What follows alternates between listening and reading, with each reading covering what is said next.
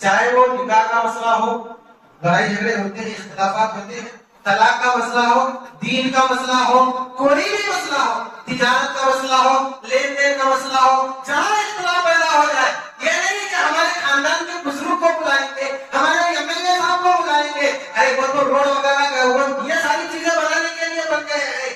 دین کا مسئلہ، دنیا کا مسئلہ، اختلاف کے حل کا مسئلہ اگر ہے تو ہم کو حکم اور جج کسے بنانا چاہیے؟ اللہ کے نبی صلی اللہ علیہ وسلم۔ یہ بھی حق ہے، ورنہ بھی ایمان والے نہیں۔ برادران اسلام، بزرگان دین، نوجوان دوستوں، عزیز بچوں، ماں اور بہنوں، آئیے مختصر سی حمد و ثنا اور درود و سلام کے بعد میں آپ حضرات کے سامنے اپنے موضوع کی طرف آ رہا ہوں۔ آج کا موضوع ہے ہمارے اوپر رسول اللہ صلی اللہ علیہ وسلم کے کیا حقوق عائد ہوتے ہیں۔ آئے دن ہم اور آپ دیکھتے رہتے ہیں کہ نبی صلی اللہ علیہ وسلم جنہیں اللہ رب العالمین نے اس دنیا میں آخری رسول بنا کر مبعوث فرمایا، رحمت للعالمین بنا کر مبعوث فرمایا، رحم اور کرم کا پیکر بنا کر مبعوث فرمایا، جن کے بعد اللہ نے اس سلسلے ہی کو ختم کر دیا، جن کی کتاب قرآن مجید کے بعد کتابوں کی نزول کا سلسلہ ختم فرما دیا، جن کی شریعت کے بعد شریعتوں کا سلسلہ ختم فرما دیا، جن کی امت کے بعد امتوں کا سلسلہ ختم فرما دیا، اور وہ نبی صرف انسانوں کے لیے نہیں بلکہ ساری کائنات، جانوروں، چرند پرند، ہر مخلوق کے لیے رحمت بنا کر بھیجے گئے، جس کا ذکر اللہ تبارک و تعالیٰ نے فرمایا وَمَا أَرْسَلْنَاكَ إِلَّا رَحْمَةً لِلْعَالَمِينَ۔ اے نبی صلی اللہ علیہ وسلم، ہم نے آپ کو نہ صرف انسانوں کے لیے بلکہ سارے عالم کے لیے رحمت بنا کر بھیجا ہے۔ اس نبی کے بارے میں ہم سنتے ہیں کہ کوئی ان کا کارٹون بنا رہا ہے، کوئی ان کے نام کا مذاق اڑا رہا ہے، کوئی ان کی سنت کا مذاق اڑا رہا ہے، کوئی ان کی دماغی توازن کی خرابی کا ذکر کر رہا ہے، بہت کچھ آج کے دور میں کہا جا رہا ہے، لیکن یاد رکھیں یہ جو لوگ کہہ رہے ہیں ہم نہیں تو صحیح، اللہ رب العالمین ان کا بدلہ ضرور لے گا۔ اتنا ہی نہیں، آج کے دور کی بات چھوڑیے، جب اللہ کے رسول ابھی باحیات نہیں، آپ کی زندگی آپ کے جسم میں ابھی موجود ہے، آپ کی زندگی میں آپ کو برا بھلا کہنے والے آپ کے سامنے آئے اور آپ سے کہنے لگے اے محمد صلی اللہ علیہ وسلم، آپ ہم کو کس بات کی دعوت دے رہے ہیں؟ ہم تو آپ کو بددعا دیتے ہیں کہ آپ کے ہاتھ آلود ہو جائے۔ عرش پر بیٹھے ہوئے اللہ کو یہ بات پسند نہیں آئی، اللہ تبارک و تعالیٰ نے اسی وقت اس بددعا کے جواب میں لعنت اور پھٹکار نازل فرمائی۔ اللہ نے فرمایا تبت یدا ابی لہب وتب ما اغنی عنہ مالہ وما کسب۔ اے ابو لہب، تو کیا سمجھتا ہے کہ محمد تیرے خاندان کا ہے، اس کے آگے پیچھے کوئی نہیں ہے؟ صلی اللہ علیہ وسلم، دنیا نے دیکھا کہ جس نے آپ کو بددعا کی تھی اللہ کے نبی کی نہیں بلکہ اللہ کی لعنت اور پھٹکار کا یہ اتنا مستحق ہوا، آپ کی زندگی میں اس کی وفات ہوئی، اس کے بیٹوں نے اس کو دفن کرنے کی بھی ضرورت محسوس نہیں کی، بلکہ جو اوباش بدماش لوگ ہوتے ہیں ان کے ہاتھ سے رسی باندھ کر دور دراز زمین پر پھینکنے کا حکم دیا جاتا ہے۔ ہم نہیں لیں گے بدلہ تو کیا ہوا؟ اللہ تبارک و تعالیٰ ضرور ایسے ظالموں کا، ایسے جابروں کا، ایسے نادانوں کا بدلہ لے گا۔ اگر اللہ نے ان کی نصیب میں ہدایت لکھی ہے، کامیابی لکھی ہے، تو اللہ انہیں توبہ کی توفیق نصیب کرے گا، اور اگر توبہ کی توفیق نصیب نہیں ہوگی ذلت و خواری ان کا انتظار کر رہی ہے، اور آخرت میں جہنم اس کا انتظار کر رہی ہے۔ میں نام نہیں لوں گا، ہم سب جانتے ہیں کہ وہ کون کون لوگ ہیں۔ کسی کا نام سلمان بھی ہو سکتا ہے، کسی کا نام کچھ اور خورشید بھی ہو سکتا ہے، کسی کا نام تسلیمہ بھی ہو سکتا ہے، کسی کا نام کچھ اور بھی ہو سکتا ہے۔ ہم نہیں تو اللہ ان کا بدلہ ضرور لے گا، لیکن آج جاننے کی بات کی ضرورت یہ ہے کہ جس نبی کے بارے میں آج دنیا والے اتنا سب کچھ کر رہے ہیں، اس نبی کا حق ہم پر کیا ہے؟ اس نبی کا حق ہم پر کیا عائد ہوتا ہے؟ ایک مثال کے ذریعے میں آپ کو بتاؤں کہ گھر والے اگر سب مل جل کر اگر رہتے ہیں نا، گھر والے فیملی پوری پیار اور محبت کے ساتھ رہتی ہے، تو کوئی باہر والے کی ضرورت نہیں ہوتی کہ ان کے اوپر انگلی اٹھائے۔ اگر بھائی لوگ گھر میں ماں باپ کے ساتھ صحیح نہیں رہتے ہیں، اختلاف ہے، لڑائی جھگڑا کرتے ہیں، ارے اچھے تو اچھے برے بھی ان کی طرف انگلی اٹھائیں گے، کتا بھی ان کے سامنے سے جاتے ہوئے پھر بناتے ہوئے جائے گا. کیوں ایسا؟ کیونکہ گھر والے ہی اپنے آپ میں صحیح نہیں ہے. اگر ہم اور آپ اللہ کے نبی صلی اللہ علیہ وسلم کے جو حکم ہم پر عائد ہوتے ہیں وہ ادا کریں گے تو اللہ ہمیں ایسی طاقت انشاءاللہ نصیب کرے گا کہ کوئی اگر زبان کھولے گا تو ہم اس کی زبان کاٹنے کی طاقت رکھ سکیں گے. کوئی اگر سر ہلائے گا ہمارے نبی کے خلاف میں تو ہم اس کا سر کاٹنے کے لیے تیار ہو جائیں گے. بھلے ہی زمانہ بہت نازک ہے لیکن یہ میرے الفاظ آپ نوٹ کر لیجیے. کیوں میں کہہ رہا ہوں؟ اس لیے کہہ رہا ہوں کہ صحابہ کے دور میں جس کسی نے نبی کے خلاف سر اٹھایا ہے صحابہ نے اس کا سر قلم کیا ہے. لیکن ہم ہمارے نبی کے حقوق تو ادا کریں. ہم اپنی زبان سے رد ضرور کرتے ہیں، مخالفت ضرور کرتے ہیں، احتجاج ضرور کرتے ہیں، ریالی ضرور ان کے خلاف نکالیں، غلط نہیں ہے. احتجاج کریں، غلط نہیں ہے. ہم ریالی نکالیں، مخالفت کریں، سب کچھ کریں، غلط نہیں ہے. لیکن اگر ہم حقوق نہیں ادا کریں گے اور یہ کریں گے تو یہ حق ہے نبی کا. نبی صلی اللہ علیہ وسلم نے ہم کو یہی کرنے کا حکم دیا ہے. یہ تو سیکنڈری ہے، بات کی بات ہے. پہلے کیا کرنا ہے؟ نبی صلی اللہ علیہ وسلم کو اللہ نے ہمارے درمیان کیوں بھیجا ہے، ان کے حکم ہم پر کیا عائد ہوتے ہیں. چند حکم بیان کروں گا اور اللہ سے دعا کروں گا کہ اللہ کہنے اور سننے والے تمام لوگوں کو پہلے ان حقوق پر عمل پیرا ہونے کی توفیق عطا فرمائے. سب سے پہلا جو ہمارے نبی کا ہم پر عائد ہوتا ہے وہ یہ ہے کہ نبی صلی اللہ علیہ وسلم پر جس طریقے سے ایمان لانا ہے اس طریقے سے ہمیں آپ پر ایمان لانا ہے. کیوں؟ کیونکہ ایمان کے دعوے دار تو بہت ہیں کہ ہم نبی پر ایمان لائے ہیں، نبی کو مانتے ہیں وغیرہ وغیرہ.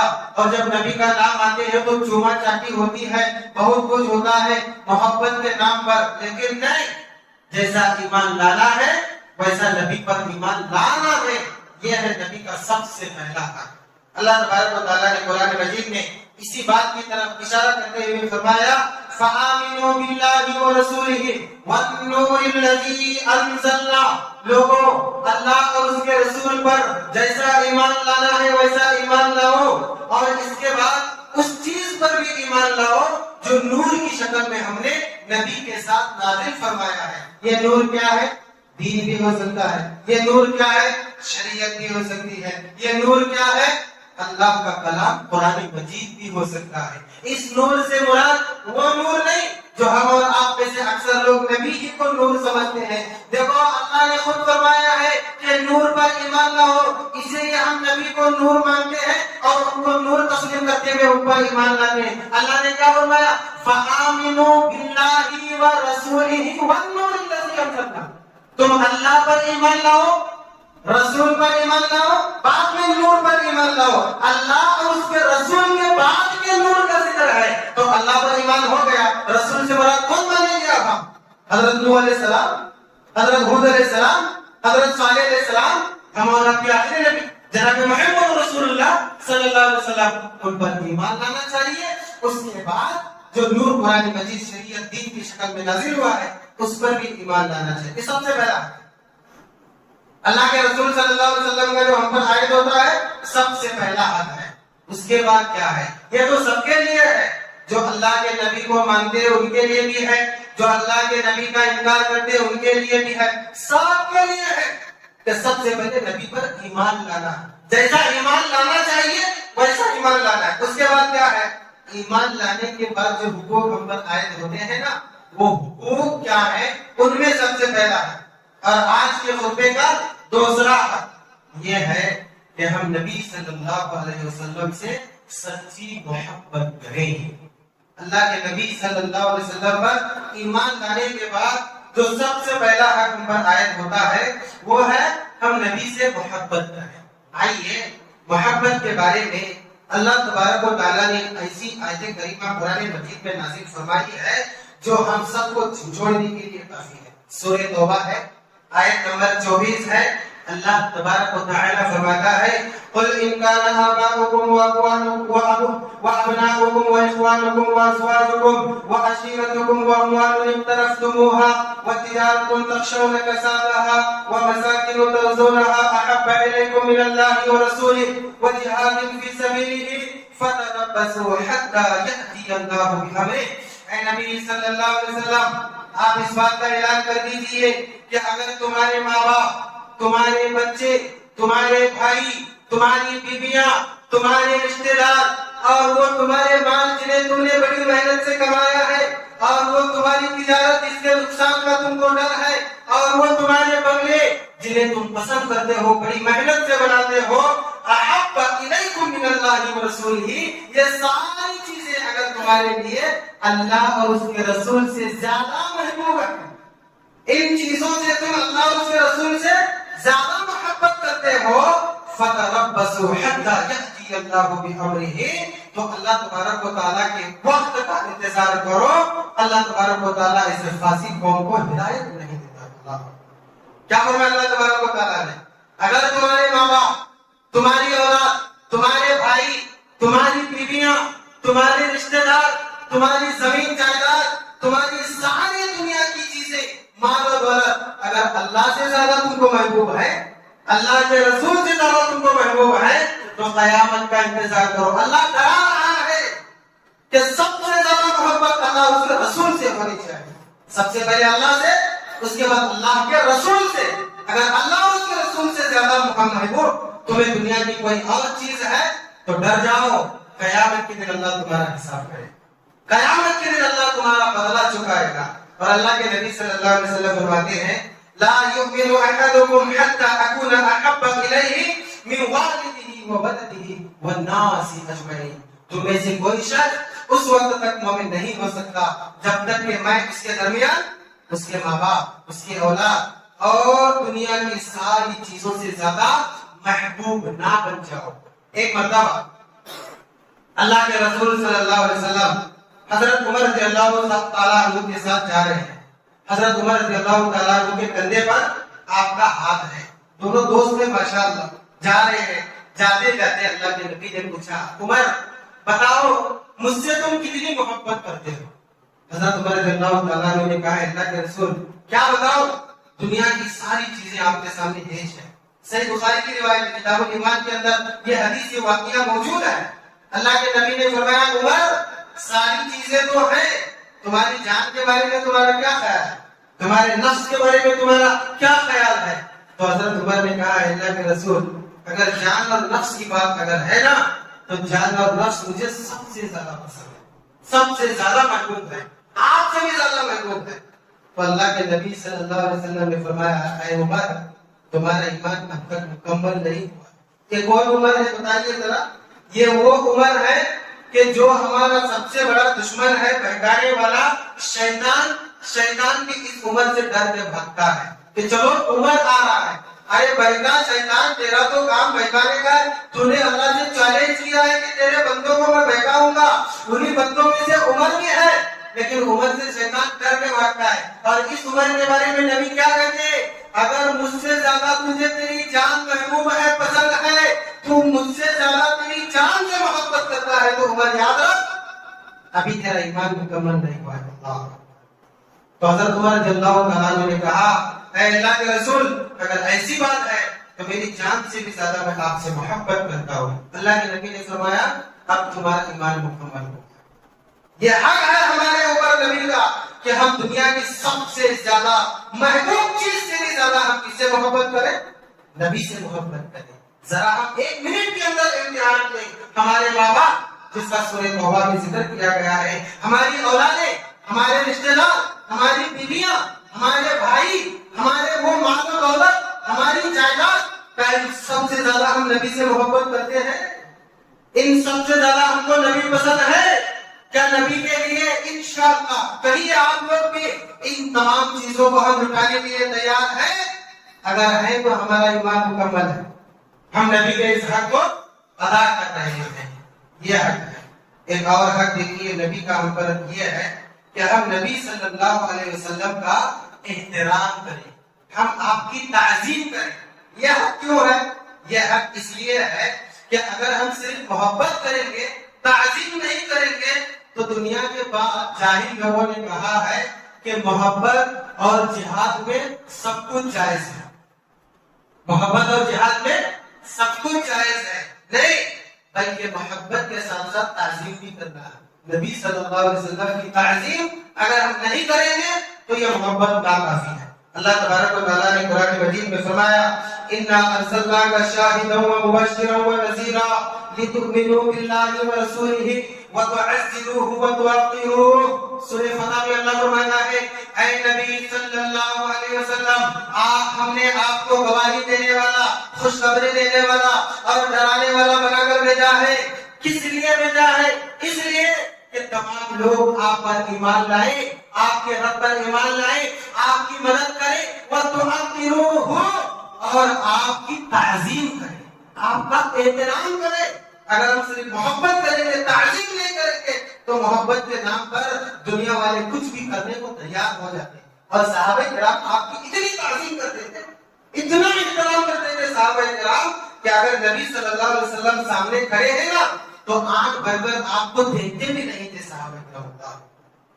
ایک صحابی ہے، اللہ کے نبی صلی اللہ علیہ وسلم کے گزر جانے کے بعد تابعین میں سے کسی نے پوچھا کہ بتاؤ نبی کا چہرہ کیسا تھا، نبی کی شخصیت کیسی تھی، نبی کی وجاہت کیسی تھی؟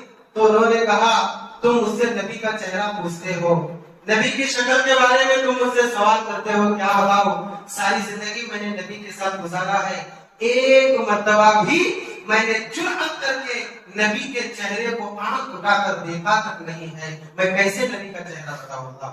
اتنا احترام کرتے، نبی کے ساتھ محبت بھی کرنا، نبی کا احترام بھی کرنا، کہ اگر یہ دونوں چیزیں ہمارے اندر ہیں تب ہم نبی کی سنتوں پر چلتے ہیں، تب ہم نبی کی شریعت پر چلتے ہیں، ورنہ صرف محبت کے نام پر اگر ہم چلتے رہیں گے، تعظیم نہیں کریں گے، تو آپ کی سنت کی تعظیم بھی ہم نہیں کریں گے۔ یہی وجہ ہے کہ آج محبت میں تعظیم نہیں ہونے کی وجہ سے محبت نبی سے کر رہے ہیں، تعظیم دنیا والوں کی کر رہے ہیں، اٹھ رہے ہیں، بیٹھ رہے ہیں، مان اڑا رہے ہیں، چل ان کے حکم کر رہے ہیں، ان کی باتوں کو تسلیم کر رہے ہیں۔ کیوں ایسا؟ ان کی تعظیم کر رہے ہیں، ان کا احترام کر رہے ہیں۔ باپ کا احترام ہے، نبی سے محبت ہے، ماں کا احترام ہے، نبی سے محبت ہے، رشتہ داروں کا احترام ہے، نبی سے محبت ہے، دوستوں کا احترام ہے، نبی سے محبت ہے۔ تو شادی میں ماں کا مانو، طلاق میں باپ کا مانو، جہیز میں رشتہ داروں کا مانو، اور سنتوں کی پابندی میں دوستوں کا مانو، اور تجارت اور اس کے معاملے میں اوروں کا مانو۔ کیوں ایسا؟ نبی سے محبت کرتے ہیں نا، کیسی محبت کرتے تھے؟ یہ تو ننگی محبت ہو گئی، بے نام کی محبت، بے کام کی محبت ہو گئی۔ تو نبی صلی اللہ علیہ وسلم کے ساتھ محبت کرنے کے ساتھ ساتھ نبی کی تعظیم بھی کرنا چاہیے۔ چلیے ایک اور حق جو ہم پر عائد ہوتا ہے نبی کا، وہ یہ ہے کہ تعظیم کے بعد ہم نبی صلی اللہ علیہ وسلم پر درود بھیجیں، نبی صلی اللہ علیہ وسلم پر درود پڑھیں۔ اکثر لوگ درود پڑھنے میں بڑی کنجوسی کرتے ہیں۔ اللہ کے نبی صلی اللہ علیہ وسلم فرماتے ہیں کہ میری امت کا سب سے بڑا کنجوس وہ ہے جو میرے نام کو سن کر مجھ پر درود نہیں پڑھتا ہے۔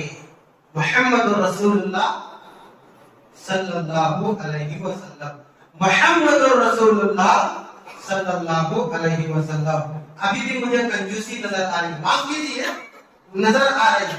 اب میں دیکھتا ہوں انشاءاللہ کون کنجوس ہے یا نہیں ہے۔ محمد رسول اللہ صلی اللہ علیہ وسلم۔ اصل میں ہم کنجوس نہیں ہیں، سستی ہے ہمارے دلوں کے اندر۔ تو اللہ کے نبی صلی اللہ علیہ وسلم کا کیا ہے ہمارے اوپر؟ جب کبھی نام سنیں ہم آپ پر درود بھیجیں۔ ہم صرف نہیں، اللہ درود بھیجتا ہے، اللہ کے فرشتے درود بھیجتے ہیں، اور ہم کس کھیت کے بولیے کہ ہم ہمارے نبی پر درود نہ بھیجیں؟ جنہوں نے ہمیں جینے کا طریقہ سکھایا ہے، جینے کا طریقہ بتایا ہے، ناکامی اور کامیابی کا راستہ بتایا ہے۔ اللہ فرماتا ہے ان اللہ و ملائکتہ یصلون علی النبی یا ایھا الذین آمنوا صلوا علیہ وسلموا تسلیما۔ اے لوگوں، اللہ اور اس کے فرشتے ان کے نبی پر درود بھیجتے ہیں، تم بھی اللہ کے اور فرشتوں کے اور تمہارے رسول پر درود بھیجو۔ اللہ اللہ نے حکم دیا اور اللہ تبارک و تعالیٰ کے پیغمبر فرماتے ہیں کہ جو میرے اوپر ایک مرتبہ درود بھیجتا ہے اللہ اس کے اوپر 10 رحمتیں نازل کرتا ہے، اور جو میرے اوپر دنیا میں درود بھیجے گا قیامت کے دن میری سفارش اس کے لیے حلال ہو جائے گی۔ چلیے درود کا بھی حق ادا ہو گیا۔ اس کے بعد جو حق ہم پر عائد ہوتا ہے وہ یہ ہے کہ ہم نبی صلی اللہ علیہ وسلم کی اطاعت کریں، آپ کی فرما برداری کریں، آپ کے حکموں کو مانیں۔ اگر ہم آپ کے حکموں کو مانتے ہیں نا تو بہت اچھی بات ہے، ہم نبی کا حق ادا کر رہے ہیں۔ اللہ نے فرمایا یا ایھا الذین آمنوا اطیعوا اللہ واطیعوا الرسول ولا تبطلوا اعمالکم، اے ایمان والو اللہ کی اطاعت کرو، رسول کی اطاعت کرو اور اپنے اعمال کو برباد نہ کرو۔ اگر اعمال میں اللہ اور اس کے رسول کی اطاعت نہیں ہے تو اعمال برباد ہے، ایمان میں اللہ اور اس کے رسول کی اطاعت نہیں ہے تو ایمان برباد ہے۔ کتنا اطاعت کرنا چاہیے ہم اور آپ کو، اللہ کے نبی صلی اللہ علیہ وسلم کی کتنی اطاعت کرنا چاہیے، کتنی فرمانبرداری کرنا چاہیے۔ اللہ ایک مرتبہ جہاد کے موقع پر اللہ کے نبی صلی اللہ علیہ وسلم بھی جہاد میں موجود ہے، صحابہ کرام رات کا کھانا بنا رہے ہیں، رات کا کھانا، اور وہ کس کا بنا رہے ہیں؟ پالتو گدھے کا گوشت ذبح کر کے اس کی گوٹیاں بنا کے، ماشاءاللہ عرب کا جو پتلا سالن ہوا کرتا تھا سلیب کی شکل میں بنا رہے ہیں صحابہ کرام۔ جہاد کا موقع ہے اور ہم سب جانتے ہیں جہاد میں کسی کو کھانے کو پیٹ بھر مل جائے تو بڑی غنیمت کی بات ہے۔ صحابہ کھانا بنا رہے ہیں اور اللہ کے نبی صلی اللہ علیہ وسلم پر وحی نازل ہو رہی ہے۔ کون سی وحی ہے؟ کہ آج کے بعد میرے بندوں پر جو مجھے مانتے ہیں ان پر میں نے پالتو گدھے کا گوشت حرام کر دیا۔ اللہ کے نبی صلی اللہ علیہ وسلم دیکھ رہے ہیں کہ سارے صحابہ کھانا بنا رہے ہیں، سالن بن رہا ہے، ابھی صرف تقسیم کا وقت باقی ہے۔ اعلان کر دیا کہ اے میرے صحابہ کرام، آج کے بعد تمہارے اوپر پالتو گدھے کا گوشت حرام ہے، اب کتنی اطاعت کرنا ہے؟ اے اللہ کے نبی صلی اللہ علیہ وسلم توبہ کر لیں گے ہم، یہ تو کھانے دیجیے، بڑی محنت سے ہم نے پکایا ہے۔ اکثر لوگ سود کے نام پر بڑی بڑی بلڈنگیں بناتے ہیں، گاڑی ماڑی کیا کیا کہوں میں، اور توبہ کر لیتے ہیں، کہتے ہیں کہ ہم نے توبہ کر لی، بات ختم۔ یہ نہیں کہ ہم نے لا علمی اور جہالت میں سب کچھ کیا تھا، نہیں جانتے تھے، پہلے انتظام بن گیا تھا ہمارا، اگر ہم امپائر بن جائیں گے پھر توبہ کریں گے۔ اللہ کے نبی صلی اللہ علیہ وسلم نے اعلان کر دیا اے صحابہ کرام، تمہارے حامیوں میں تو پکڑا ہے، اس پکی ہوئی چیز کو اللہ نے تمہارے اوپر حرام کر دیا ہے۔ زمین نے دیکھا، آسمان نے دیکھا، صحابہ کے کانوں میں آواز گئی اور صحابہ کے ہاتھ ان برتنوں تک گئے اور ان برتنوں میں جو کچھ تھا زمین میں نیلام کر دیا۔ اللہ، یہ ہے اطاعت۔ اتنا ہی نہیں، ہم اطاعت کے نام پر کتنے چور ہیں بتاؤ؟ اللہ اکبر، رات میں نہیں، ہم دھڑلے سے اطاعت کے معاملے میں دن میں چوری کرتے ہیں، اور ہے ملعون ہے وہ مردود ہے، وہ شیطان ہے، ہم کون ہیں؟ عبداللہ بن مسعود رضی اللہ تعالیٰ عنہ، جمعہ کا خطبہ چل رہا ہے، آ رہے ہیں، صحابہ کبھی لیٹ نہیں آتے، کبھی مجبوری ہوتی تو لیٹ آ جاتے تھے، کوئی مسئلہ ہو جاتا۔ عبداللہ بن مسعود آ رہے ہیں، مسجد کے دروازے پر پہنچے، اللہ کے نبی صلی اللہ علیہ وسلم کا حکم سنے، بیٹھ جاؤ۔ صحیح حدیث ہے، صحیح روایت کے الفاظ ہیں، اللہ کے نبی نے فرمایا بیٹھ جاؤ، حکم کی اطاعت کرنا ہے نا۔ عبداللہ بن مسعود کے کانوں میں آواز گئی، مسجد کے دروازے ہی پر بیٹھ گئے۔ سبحان اللہ، اللہ کے نبی دیکھ رہے، کیوں بیٹھے؟ تو حضرت عبداللہ بن مسعود نے کہا اللہ کے رسول آپ ہی نے تو کہا بیٹھ جاؤ، میں چپل ہی پہ بیٹھ جاؤں گا۔ یہ ہے اطاعت۔ یہ نہیں سوچا اللہ کے نبی نے کس سے بیٹھنے کا حکم دیا ہے، کیا مقصد ہے، کیا مطلب ہے، کیا بات چل رہی تھی، اللہ کے نبی کا حکم ہوا بیٹھ جاؤ تو بیٹھ گئے۔ اللہ اتنی اطاعت ہم اور آپ کو کرنا۔ نبی صلی اللہ علیہ وسلم، ایک کالے کلر کے صحابی غالباً جن کا نام جلابیب ہے رضی اللہ تعالیٰ عنہ، اللہ کے نبی نے گھر میں پیغام بھیجا کہ میرے صحابی کے ساتھ نکاح ہو جائے تمہاری بیٹی کا۔ ماں باپ کہنے لگے اے کالے کلر کے صحابی، تمہارے ساتھ ہم ہماری بیٹی کا نکاح کیسا کر سکتے ہیں؟ بیٹی کا نکاح ہونا ہے نا، ان کا تو نہیں نا، امتحان تو بیٹی کا ہے۔ اندر سے بیٹی کہنے لگی کہ اے والدین، اے میرے ابا ابا سنو، جس کے ساتھ ساتھ میرا نکاح ہو رہا ہے اس کی بات چھوڑیے، اس نکاح کا حکم کس نے دیا ہے اس کو دیکھیے۔ محمد رسول اللہ صلی اللہ علیہ وسلم کا حکم ہے، اگر ہم حکم نہیں مانیں گے تو ایمان کو نہیں کر سکتے۔ نکاح کی بات تو دور ہی ہے، اتنی اطاعت کر رہا ہے ہم کو، کر کے دیکھیے انشاءاللہ اللہ مجھے اور آپ کو ہم سب کو توفیق عطا فرمائے، کوئی اللہ اور اس کے رسول کا دشمن سر اٹھانے کی ضرورت نہیں کرے گا۔ کیوں؟ اسے معلوم ہے کہ محمد رسول اللہ کا نام لینے والے نہیں، اس کا کام کرنے والے ہیں دنیا کے اندر۔ اگر ہم کچھ کہیں گے تو ہمارا بھی کام کر دیں گے، اطاعت ایسی کرنا۔ چلیے اطاعت کی بات ہو گئی، اس کے بعد اتباع۔ اطاعت اور اتباع میں ذرا فرق ہے، ایک الگ الگ ہے۔ اطاعت اور اتباع میں فرق کیا ہے؟ اطاعت کا مطلب ہوتا ہے نبی کے حکم کو ماننا، اور اتباع کا مطلب ہوتا ہے نبی نے جو کیا ہے اس کو کرنا۔ اطاعت کا مطلب نبی کے حکم کو ماننا، اور نبی کے حکم جو چل رہے تھے، حرام ہے چھوڑ دیا، بیٹھ جاؤ بیٹھ گئے، نکاح کراؤ کر لیا، یہ حکم کو ماننا۔ اور اتباع کا مطلب کیا ہے؟ نبی صلی اللہ علیہ وسلم کے طریقے پر چلنا، نبی نے جو کیا اس کو کرنا، اسے کہتے ہیں اتباع۔ اور صحابہ کرام اتباع میں اتنا آگے بڑھے ہوئے تھے، ایک دو مثال دے کر میں اپنی بات کو آگے بڑھانے کی کوشش کروں۔ ایک مرتبہ نبی صلی اللہ علیہ وسلم نماز پڑھ رہے، دوران نماز پیچھے صحابہ بھی موجود ہیں، دیکھیں کہ اللہ کے نبی نماز میں جوتے نکال کر بازو رکھ رہے ہیں۔ صحابہ کرام بھی نماز میں دیکھ رہے ہیں اللہ کے نبی کیا کر رہے ہیں، جوتے نکال کے سائڈ میں رکھ رہے ہیں۔ صحابہ کرام بھی رکھ رہے، صحابہ کرام بھی جوتے نکالے اور رکھ دیے۔ اللہ کے نبی نے دیکھا ایک جوتا ادھر جا رہا ہے، ایک جوتا ادھر جا رہا ہے، امام صاحب دیکھتے ہیں نا، احساس ہوتا ہے۔ نماز سے فارغ ہوئے، پلٹ کے صحابہ سے پوچھا، اے میرے صحابہ تم نے جوتے کیوں نکالے؟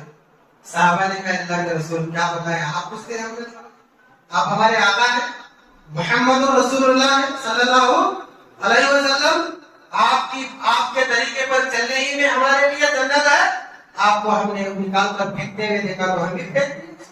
یہ ہے اتباع، نبی نے جو کیا ہے وہ، اور آج ہم کیا ہے، نہیں جی وہ دور الگ تھا، نبی اپنی بیٹی کی بھی سیدھی سادی شادی، وہ دور الگ تھا۔ یہ ہے اتباع، یعنی جو پسند ہے وہ لے لے، اطاعت اور اتباع میں جو پسند نہیں ہے اس کو چھوڑ رہے۔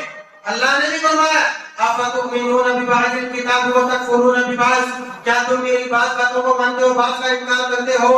اگر تم ایسا کرتے ہو تو یاد رکھو اللہ تم کو دنیا میں ذلیل کرے گا، آخرت میں جہنم میں پٹک دے گا۔ اور بعض لے رہے بعض چھوڑے، ذلیل ہے کیا نہیں آئے ہم؟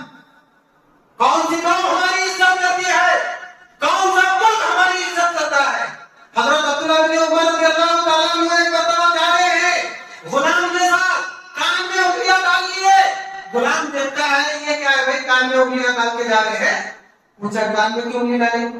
کہنے لگے ایک مرتبہ میں اللہ کے نبی کے ساتھ جا رہا تھا، نبی صلی اللہ علیہ وسلم کو گانے کی آواز آئی تو نبی صلی اللہ علیہ وسلم نے اپنے کان میں انگلی ڈالی اور بہت دور جا کر مجھ سے پوچھا کہ اے عبداللہ میں چھوٹا بچہ تھا، اے عبداللہ ابھی بھی آواز آ رہی ہے؟ تو میں نے کہا اللہ کے رسول آواز تو ختم ہو گئی۔ تب نبی صلی اللہ علیہ وسلم نے کان سے انگلی نکالی، لیکن جب میں اس راستے سے جاتا ہوں آٹومیٹک میرے ہاتھ میرے کان میں چلے جاتے ہیں۔ اتباع ہے یہ۔ عبداللہ بن عمر رضی اللہ تعالیٰ عنہ راستے سے جا رہے، آپ کے ساتھی بھی ہیں، ایک جگہ رکے، نافع رحمہ اللہ کہتے ہیں کہ ہم نے سوچا ابھی نماز کا وقت ہو رہا رہتا، سفر میں نماز جہاں وقت ہوتا پڑاؤ ڈالا جاتا، نماز ادا کی جاتی تھی۔ رک گئے، عبداللہ بن عمر سواری سے اترے اور اتر کر دور گئے، ایک بڑی چٹان تھی اس کے اوٹ میں گئے، بیٹھے، پھر اٹھے، پھر ہمارے پاس آئے اور چلنے کا حکم دیا۔ ہم نے کہا صاحب آپ وہاں گئے قضائے حاجت کرنے جیسا آپ کو محسوس ہوا، لیکن جب ہم تحقیق کر رہے ہیں تو آپ قضائے حاجت بھی نہیں کیے، پھر گئے کیوں؟ جب آپ روک رہے تھے تو ہم نے سمجھا کہ نماز وغیرہ کا وقت ہوا ہوگا، لیکن یہ کیا تھا؟ یہ اتباع کی، سبحان اللہ۔ ضروری کاموں میں اتباع الگ بات ہے، یہ غیر ضروری چیزوں میں صحابہ اتنی اتباع کرتے ہیں۔ عبداللہ بن عمر کہنے لگے ایک مرتبہ میں نبی کے ساتھ جا رہا تھا، جاتے جاتے نبی صلی اللہ علیہ وسلم کو قضائے حاجت کی ضرورت محسوس ہوئی، آپ یہی سواری رکائے تھے اور اسی پتھر کی گود میں جا کر قضائے حاجت آپ نے پوری کی تھی. جب بھی میں یہاں سے گزرتا ہوں یہ کام کر کے گزرتا ہوں. کیوں ایسا؟ کیونکہ نبی کی اتباع. اگر آیا تو ٹھیک ہے, نہیں آیا تو کم سے کم پریکٹیکل تو کر کے جاتا ہوں. سبحان اللہ. اطاعت اور اتباع یہ نبی کے اوپر ایمان لانے کے بعد, آپ سے محبت اور تعظیم اور درود کے بعد سب سے بڑا حق ہے. صحابہ نے کر کے دکھایا. ایک صحابی اپنے بدن کھول کر نماز پڑھتے, تابعین پوچھتے کیوں پڑھے تو سیدھا یہ کہتے میں نے نبی کو دیکھا. حضرت انس رضی اللہ تعالیٰ عنہ اپنے گھوڑے پر نماز پڑھے, تابعین نے پوچھا کیوں پڑھے, کہنے لگے نبی کو دیکھا اسی لیے پڑھ رہا ہوں. اطاعت اور اتباع ہم پر سب سے بڑا حق ہے. کر رہے ہم اطاعت اور اتباع ہر معاملے میں؟ ہاں کر رہے نا. کہاں کرے؟ زور سے آمین, پیر سے پیر, وغیرہ وغیرہ, صرف دو وغیرہ وغیرہ, باقی کے شاید 2 دن اور ہوں گے. باقی کا کہاں ہے اطاعت اور اتباع؟ اطاعت اور اتباع میں صحابہ کرام کی اگر جان بھی چلی جاتی نا, صحابہ کرام کو کوئی جھجک محسوس نہیں ہوتی. اگر ہم انشاءاللہ کریں گے, یہ حق ادا کریں گے, اس کے بعد دیکھیے نبی صلی اللہ علیہ وسلم کی تعظیم ہم تو کیا ہمارے دشمن بھی کرنے لگ جائیں گے. ورنہ آپ کا ذکر تو اللہ نے پہلے ہی بہت اونچا کر دیا ہے. جہاں جہاں اللہ کا نام آتا ہے وہاں وہاں آپ کے اللہ کے رسول کا نام آتا ہے. اطاعت کریں, اتباع کریں. اس کے بعد جہاں تک حق آتا ہے وہ یہ ہے کہ اگر ہم دنیا میں رہتے ہیں, سب مل جل کر رہتے ہیں, لڑائی جھگڑے کی نوبت آ جائے تو لڑائی جھگڑے میں نبی کو حکم مانے, نبی کو فیصل مانے. نبی صلی اللہ علیہ وسلم ہمارے جھگڑوں میں کیا فیصلہ دیتے ہیں اس فیصلے کو مانے. اگر ہم ایسا کرتے ہیں تو یہ بھی ایک نبی کا حق ہے, ہم مومن ہیں. نبی کے زمانے میں بعض صحابہ کرام, صحابہ نہیں تھے, منافقین تھے, اگر نبی کے حکم کو نہیں مانتے یا نبی نے جو فیصلہ کیا ہے اس فیصلے کے منکر ہوتے تو دیگر جو بڑے بڑے صحابہ تھے ان کو جینے کا بھی حق نہیں دیتے تھے. اللہ, چاہے وہ نکاح کا مسئلہ ہو, لڑائی جھگڑے ہوتے ہیں, اختلافات ہوتے ہیں, طلاق کا مسئلہ ہو, دین کا مسئلہ ہو, کوئی بھی مسئلہ ہو, تجارت کا مسئلہ ہو, لین دین کا مسئلہ ہو, جہاں اختلاف پیدا ہو جائے, یہ نہیں کہ ہمارے خاندان کے بزرگ کو بلائیں گے, ہمارے ایم ایل اے صاحب کو بلائیں گے, ارے وہ تو روڈ وغیرہ کا یہ ساری چیزیں بنانے کے لیے بن گئے ہیں. دین کا مسئلہ, دنیا کا مسئلہ, اختلاف کے حل کا مسئلہ اگر ہے تو ہم کو حکم اور جج کسے بنانا چاہیے؟ اللہ کے نبی صلی اللہ علیہ وسلم. یہ بھی حق ہے, ورنہ بھی ایمان والے نہیں. اللہ تبارک و تعالیٰ نے قرآن میں فرمایا ہے فَلَا وَرَبِّكَ لَا يُؤْمِنُونَ حَتَّى يُحَكِّمُوكَ فِي مَا شَجَرَ بَيْنَهُمْ ثُمَّ لَا يَجِدُوا فِي أَنفُسِهِمْ حَرَجًا مِّمَّا قَضَيْتَ وَيُسَلِّمُوا تَسْلِيمًا. اے نبی صلی اللہ علیہ وسلم, تمہارا پروردگار خود کے ذات کی قسم کھا کر کہتا ہے کہ جب تک تمہارے ماننے والے تمام اپنے جھگڑوں میں تمہیں حق یہ نہیں دیتے کہ تم جج ہو اور تمہارے فیصلے کو بنا چھو جلا تسلیم نہیں کرتے, اس وقت تک وہ مومن نہیں ہو سکتے. تمام جھگڑے, تمام اختلافات, تمام مسائل, چاہے وہ کسی بھی بات کا کیوں نہ ہو, ہمیں جج کسے بنانا ہے؟ اللہ کے نبی کو بنانا ہے. فیصلہ کس کا تسلیم کرنا ہے؟ اللہ کے نبی کا فیصلہ تسلیم کرنا ہے. یہ حق ہے نبی کا ہمارے اوپر.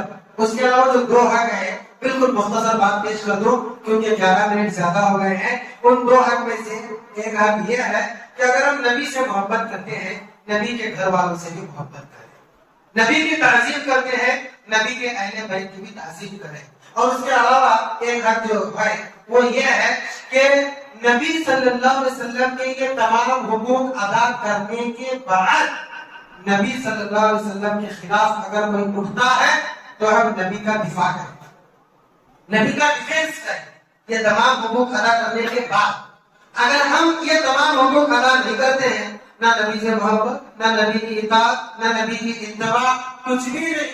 نبی نے فرمایا میری آنکھوں کی ٹھنڈک نماز میں میری امت کے لوگوں نماز پڑھو, اور احتجاج میں آپ دیکھیے میں پہلے ہی بتا دے رہا ہوں احتجاج کرنا غلط نہیں ہے, اور نہ ہی میں اس کو ثابت کر رہا ہوں میں کون ہوتا ہوں. کریے, کرنے والے کریے, لیکن احتجاج میں وہ لوگ بھی ہوں گے جو جمعہ کی نماز نہیں پڑھے ہوں.